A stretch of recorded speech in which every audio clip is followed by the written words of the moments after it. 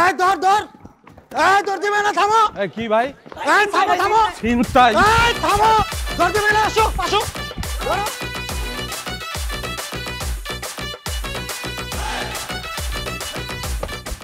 এই এই ধরেন ধরেন, এই ধরেন ওনাকে ধরেন, শক্ত করে ধরেন, ধরেন শক্ত করে ধরেন। আমাকে কেন? আমার তো আমি তো কোনো দোষ করি নাই স্যার। আপনি দোষ না করলে দৌড় দিলেন কি লিগা? আরে সবাই দৌড় দিছে, বলতেছে ছিনতাইকারী ছিনতাইকারী, ভয়ে আমিও দৌড় দিছি। একদম মিথ্যা কথা বলবেন না। আপনি মোবাইলে জুয়া খেলতেছিলেন কেন? কি বলেন? জুয়া খেলবো কেন? আমি আমি জুয়া খেলি না। আপনি আমার সাথে ফাজলামি করেন? আপনি একজন সরকারি লোক, আপনার লোকে ফাজলামি করবো কেন আমি? তাহলে বলেন আপনার সাথে কে কে ছিল পার্টনার? স্যার কি বলতেছেন? জুয়া আমি বুঝি না স্যার। আমার বউ যদি শুনে এটা। সবার বই জুয়া অপছন্দ করে, নাটক না করে এখন বলেন আপনার সাথে কে কে ছিল? স্যার বিশ্বাস করেন স্যার, আমি স্যার আমার 14 গোষ্ঠীতে জুয়ার ব্যাপারটাই নাই। লাগলে আপনি আমার বউরে জিজ্ঞেস করেন। আরে উনি তো দেখতেছি বহুভক্ত স্বামী, সেই শুরু থেকে খালি বউয়ের কথাই বলতেছে। স্যার ঢাকা শহরে থাকার মধ্যে আমার একটা বউই আছে, না থাকলে না খেয়ে মরে দিতাম। সহজে স্বীকার করবে না স্যার, দুইটা বসাইলে ঠিক সব বেরোয় আসবে। আপনি এইভাবে কথা বলতেছেন কেন আমার সঙ্গে? হ্যাঁ, জানেন আমি কে? এই আপনি কে জানার দরকার নাই, ওটা আমাকে কোনো দরকার নাই। এখন বলেন আপনার সাথে কে কে ছিল? আমি কে সেটা জানলে আমার সঙ্গে এইভাবে কথা বলতে পারতেন না। এই দেখেন তো কোনো পলিটিক্স টলিটিক্স করে কিনা, একটু খোঁজ খবর নেন। না না, পলিটিক্স করি না স্যার আমি। তাহলে আপনি কি কোনো সিআইপি ভিআইপি ডান হাত? জি না স্যার। কোনো প্রশাসনের কেউ? না স্যার। তাহলে আপনি কে? স্যার আমি কেউ না স্যার, বিশ্বাস করেন আমি কেউ না। আমার বউ একজন চাকরিজীবী, এই যে এরা সবাই জানে, একটু জিজ্ঞেস করেন। এই ওনাকে চিনা? এই ধরো ওনাকে, ধরো। এই দাঁড়ান দাঁড়ান, হ্যাঁ তুমি এভাবে দৌড়াইতেছো কেন রাস্তার মধ্যে? জগিং করতেছি। জগিং করতেছো তাও এই ড্রেস পরে?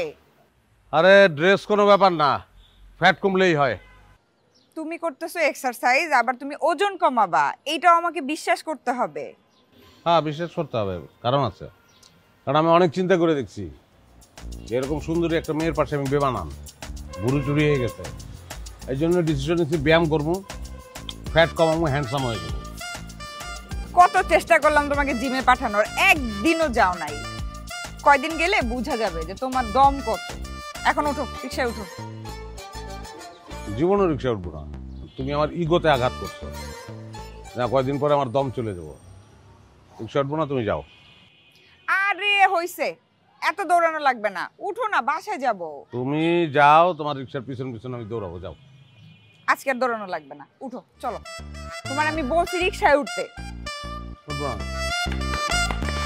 তার মানে আপনি শুধু জুয়ারই না, একজন ইফটিজারও। কত বড় সাহস আপনার, দিনে দুপুরে একজন ভদ্রমহিলার হাত ধরে টানাটানি করছেন। এই ওনাকে অ্যারেস্ট করো। এক মিনিট, অ্যারেস্ট করবে মানে? আপনি এসব কি বলছেন? ম্যাডাম আপনি কোনো চিন্তাই করবেন না, পুলিশ জনগণের বন্ধু। সেটা ঠিক আছে, কিন্তু আপনি ভুল বুঝতেছেন।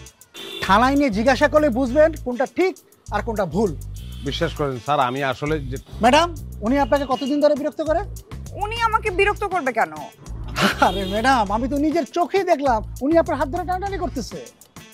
আপনি জানেন উনি আমাকে ডিস্টার্ব কেন করবে? উনি আমার হাজবেন্ড। উনি আপনার হাজবেন্ড হতেই পারে। উনি আপনার হাজবেন্ড, এই বেয়াদবটা আপনার হাজবেন্ড। আমি ক্লিয়ার।